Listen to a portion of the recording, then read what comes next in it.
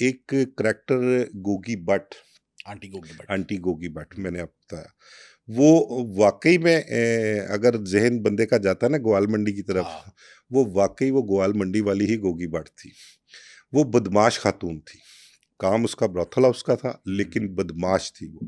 वो अपनी डब में पिस्टल लगा के रखती थी वो। आंटी हाँ गोगी जी, भट्ट। उस पर एफआईआर होती थी, उसने कोर्ट जाना है कि किसी पेशी पे, तो वो पिस्टल लगा के जाती थी। बल्कि एक दफ़ा सेशन कोर्ट से उसको पिस्टल समेत गिरफ्तार भी किया, उस पे एफआईआर भी दर्ज की गई। और उस दौर में आपको बताऊं कि टॉप 10 इश्तिहारी जो थे ना, वो अरूज पर हुआ करते थे। खासकर स्टूडेंट लीडर्स जो थे, स्टूडेंट पॉलिटिक्स का दौर था। अरशद मीन चौधरी, आतिफ चौधरी, आबिद चौधरी, आरिफ चौधरी, ये मतलब कि एक दौर था वो बड़ा बदमाशी का, असद प्रिंस वाला, असद शूटर्स प्रिंस का। वाला, शूटर्स का। वो ये जितने भी स्टूडेंट लीडर्स थे ना, इनका एक बड़ा रोब, बड़ा दबदबा, बड़ी दहशत हुआ करती थी। और इनमें एक करैक्टर हुआ करता था आतिफ चौधरी। आतिफ चौधरी अरशद अमीन चौधरी का जानी दुश्मन था। हाँ। इनका बड़ा क्लैश, बड़े झगड़े, बड़े एक दूसरे पर अटैक किए, बड़ी कोशिशें की। आतिफ चौधरी को ये जो गोगी भट्ट थी, इसने अपना मुंह बोला बेटा बनाया, ये आंटी गोगी भट्ट ने, गोगी भट्ट ने। आतिफ जी, चौधरी को, वो आतिफ जिसका आबिद चौधरी। बॉक्सर के साथ भी मुकाबला हाँ जी, हुआ था 3-4 शायद। मुकाबले आबिद बॉक्सर के साथ हुए हैं। एक मुकाबला हुआ था पंजाब असेंबली की बैक साइड पे, हाँ। ड्यूटी फ्री शॉप पे, वहाँ पे क्रॉस फायरिंग हुई थी। आतिफ चौधरी का एक दोस्त था महबूब लंबा, वो टांग में गोली लगने से जख्मी भी हुआ था, उसके हाथों से क्लैशन गिर गई थी, वहां से वो भाग गए थे। इसी तरह को तो तीन ये चार सारे जितने मिर्जा साहब ये बदमाश थे, इनके किसी ना किसी आंटी के साथ तो ताल्लुकात होंगे, ब्रोथल हाउसेस की सरपरस्ती तो करते होंगे। असल में देखें, सरपरस्ती इन्होंने क्या करनी, सरपरस्ती ये सब उस दौर के कह लें कि मुफ्त बरे हुआ करते थे। इनको प्रोटेक्शन चाहिए होती थी। किसी भी आंटी या कोई भी खातून उस दौर की नामवर जो ब्रोथल हाउसेस चलाया करती थी, उनको प्रोटेक्शन चाहिए होती थी। अब जिस किसी को ये पता है कि गोगी भट्ट जो थी, आंटी गोगी भट्ट, उसका ताल्लुक आतिफ चौधरी से है, आतिफ चौधरी को उसने मुंह बोला बेटा बनाया हुआ है, तो वो सरेआम खुलेआम कहती भी थी, इस चीज का बरमला इजहार भी करती थी। गोगी भट्ट जो थी वो सबको कहती थी मेरा मुंह बोला पुत्र है गाजे आतिफ चौधरी।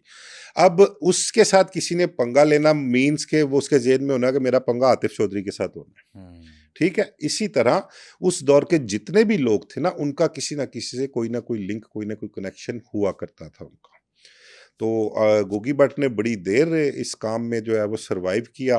फिर उसके बाद आतिफ चौधरी को शील्ड बना के। शील्ड बना के भी, फिर वो मैंने आपको बताया ना, वो खुद भी बड़ी मर्दाना सिफात की मालिक थी, और खुद भी वो बदमाशी तबीयत की, बदमाशी ज़हन की खातून थी वो। तो उससे मतलब कि कोई आम बंदा जो है ना, उससे बात करते हुए कतराता था, उसको पता था ये एकदम गले भी लग जाती होती है। यानी कि हथी पैण वाला काम जड़ा, वो उससे इस तरह घबराते भी थे लोग। तो बड़ी देर उसका नाम रहा। फिर मुझे पता लगा कि आज से कोई 5-7 साल पहले गोगी भट्ट जो है वो भी मंशियात के केस में गिरफ्तार हुई है। उसने भी मंशियात का काम शुरू कर दिया था। गालबन लाहौर में सांदा थाना है, मेरा ख्याल वहाँ पर उसकी कोई एफआईआर दर्ज हुई थी इस हवाले से।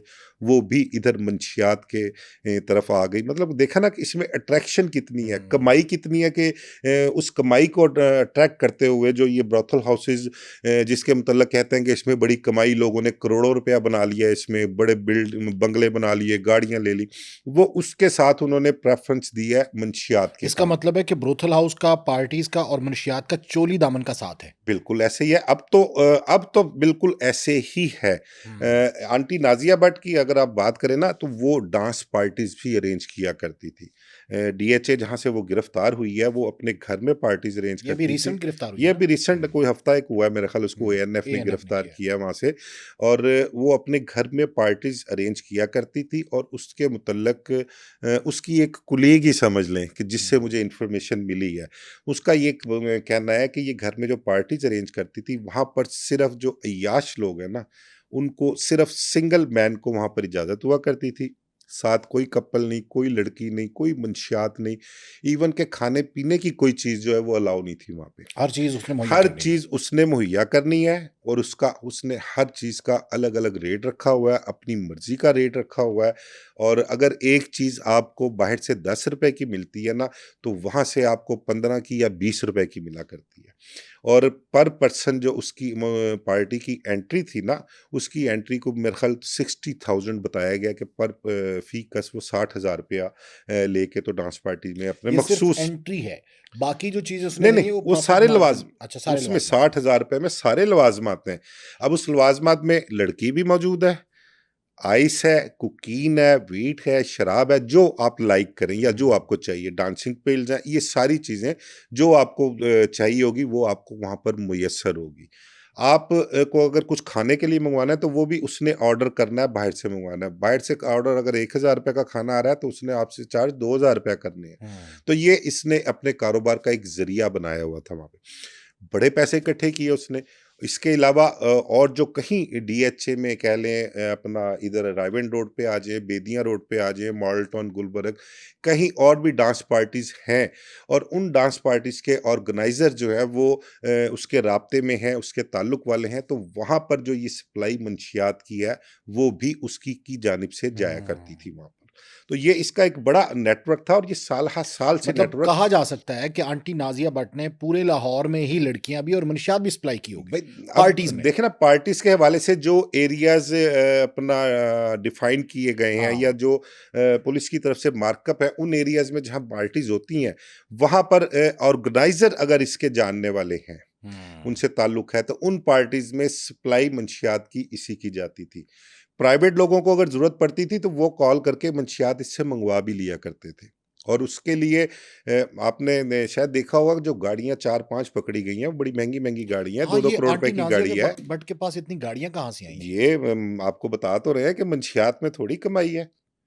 आइस जो है ना, आइस, हाँ। वो उसकी एक डोज जो है ना, वो 15-20 हज़ार से कम की नहीं है उसकी एक डोज जो है। ठीक है? तो वो 15-20 हज़ार रुपए में जाता क्या है और वो आती आपको कितने की है? अगर आपको वो ₹5 की आ रही है तो आप उसको ₹20 की सेल कर रहे हो आप। हुँ। कितना इसमें profit of triple margin time है। मार्जिन है। ठीक है? और ये सप्लाई प्राइवेट लोगों को, अब जो गाड़ियाँ रखी हुई थी उस गाड़ी में अगर किसी को भेज रही है वो सप्लाई के लिए या खुद भी जा रही है, तो किसी ने रोक के चेक करना है उस गाड़ी को, यानी कि रोकने से आंटी नाज़िया ने बड़ी गाड़ियाँ इसलिए रखी थी ताकि नाकों पे ना रुकें और लोग मौज़े समझ के जाने दें। मौजे समझ के जाने दें या देखेंगे वो, मतलब कि एक साइकोलॉजी है पुलिस हाँ। की। जो कांस्टेबल लेवल का बंदा है ना, उसकी एक साइकोलॉजी हमने देखी है कि वो बड़ी गाड़ी जा रही है ना, तो वो उसको ये सोच के रोकने से घबराता है कि यार पता नहीं अंदर कौन होगा, हाँ, कितना बड़ा आदमी अंदर बैठा है। कौन सी बला बैठी होगी, इसको हुँ। मैं रोक लूं, रोक के मैं अपने गले में अजाब डाल लूंगा। वो एक ये भी साइको हमने देखा है पुलिस वालों को कि वो इस वजह से भी नहीं रोक।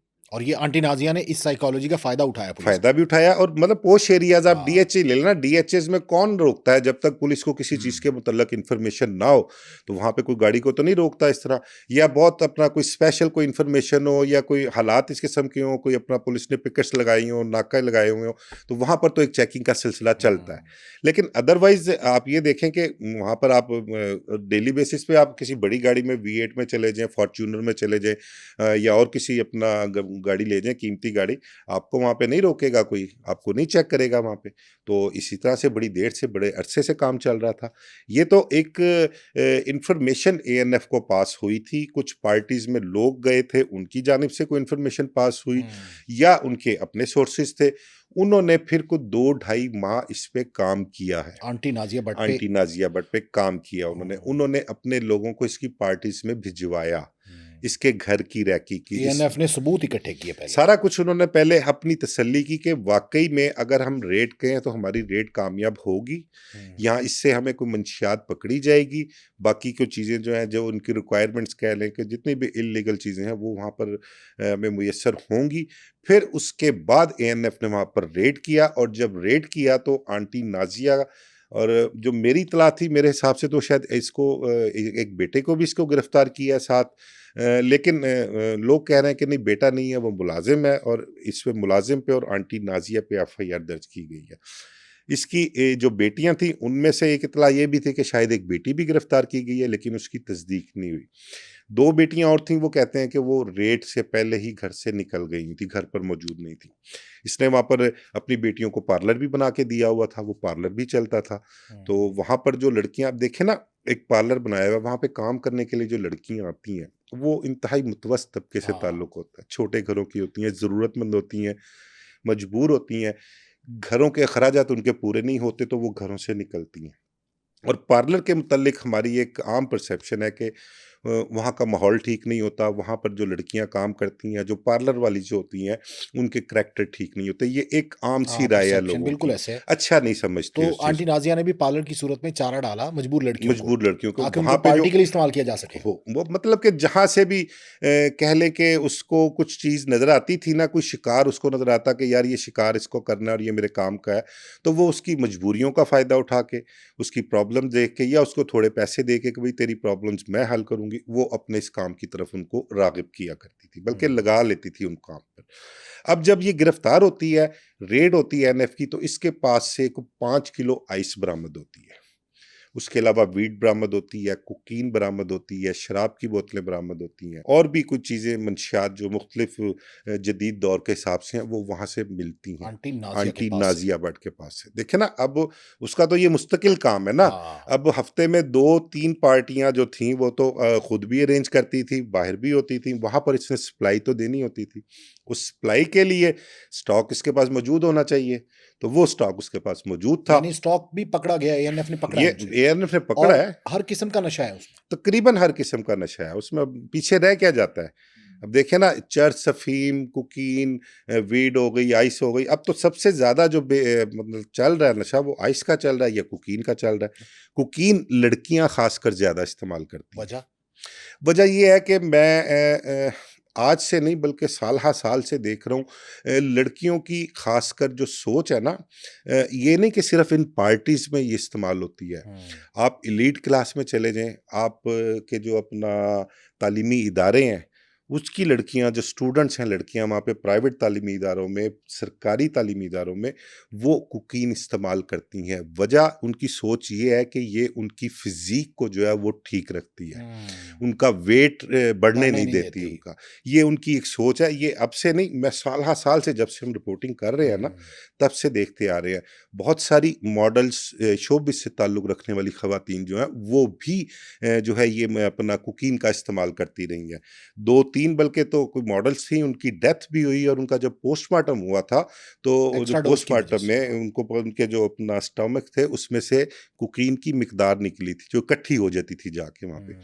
तो पुलिस अफ़सरान से भी बात होती थी, जो गिरफ्तारियाँ करते थे, रेड्स करते थे मुख्तलिफ जगहों पर और इनको पकड़ते थे, तो उनसे जब वो पूछते थे ना कि भई ये क्यों इस्तेमाल करते हो आप पढ़े लिखे लिखने वाले लोग हो, स्टूडेंट्स हो आप, तो इसकी क्या वजह है? तो वो इंटेरोगेशन के दौरान लड़कियों ने बाकायदा इंकशाफ किया था कि ये हम इसलिए यूज़ करते हैं कि ये हमारी फ़िज़ीक जो है उसको ठीक रखती है, हमारा वेट नहीं बढ़ता इस हवाले से। तो अभी जो एएनएफ ने रेड किया उसमें आंटी नाज़िया भट्ट जो है, वो काबू आ गई हैं और वहाँ पर लड़कियाँ भी होंगी यकीनन, बिल्कुल लेकिन होंगी एएनएफ लड़कियाँ, की जुरिस्डिक्शन नहीं है, बिल्कुल लड़कियाँ भी होंगी, लेकिन असल में एएनएफ का जो काम है ना, वो मंशियात का मंशियात काम का। है। तो उन लड़कियों का कंसर्न कोई नहीं था हाँ। उनके साथ। ज़ाहिर-सी बात है, घर में अब उन्होंने देखा कि ये काम करता कौन है, मेन बंदा कौन है, वो आंटी नाज़िया भट्ट थी। एक साथ उसका मुलाज़िम या उसका बेटा जो भी है दोनों में से कोई, वो उन दोनों को ले गए, ले जाके एफआईआर दर्ज की उन्होंने और उसको जेल तो भिजवा सर दिया। इसका मतलब है कि लाहौर में मनशियात और ब्रोथल हाउसेस पे हुक्मरानी इन आंटियों ने की है, इन औरतों ने की है। हुक्मरानी इन औरतों ने भी की है, लेकिन असल में इनके पीछे हैंडलर जो हैं वो कुछ और लोग हैं। हाँ।